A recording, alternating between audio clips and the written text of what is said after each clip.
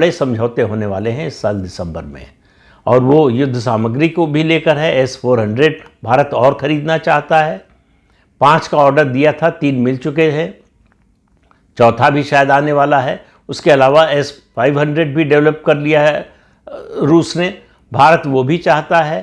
Su-57 जो 5th generation fighter jet है, उसका सौदा होने की भी उम्मीद है, क्योंकि भारत की वायुसेना तो राफेल खरीदना चाहती थी, लेकिन राफेल के साथ दिक्कत ये हो गई है कि फ्रांस उसका जो है यूज़र कोड देने के लिए तैयार नहीं, यानी टेक्नोलॉजी देने के लिए तैयार नहीं है।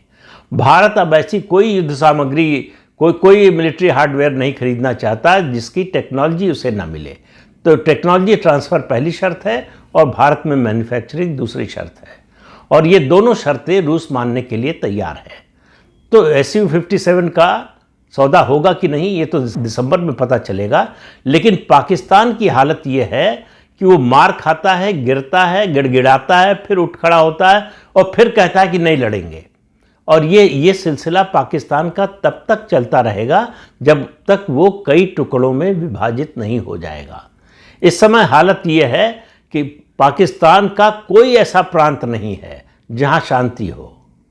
POK में सेना और आम जनता के बीच लड़ाई हो रही है, प्रदर्शन हो रहे हैं, वो आज़ादी की मांग कर रहे हैं। बलूचिस्तान में पहले से ही बलूच लिबरेशन आर्मी पाकिस्तानी सैनिकों को मार रही है। उसके अलावा खैबर पख्तूनख्वा में भी यही हालत है।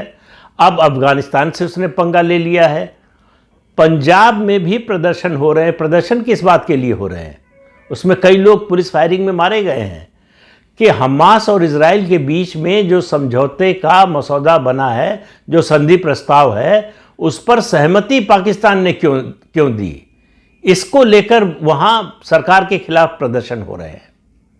और इस बीच मैंने बताया था कि इमरान खान ने उनकी पार्टी का मुख्यमंत्री था खैबर पख्तूनख्वा में, वहाँ मुख्यमंत्री बदल दिया। जो मुख्यमंत्री इससे पहले था वो पाकिस्तानी सेना से मिल गया था।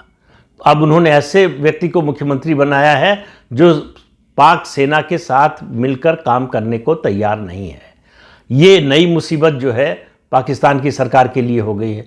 तो पाकिस्तान के लिए चारों तरफ से मुसीबत ही मुसीबत है। जिसका ढोल सबसे ज़्यादा पीटा था उसने सऊदी अरब से समझौते का, वो समझौता उसके संकट के समय किसी काम नहीं आया।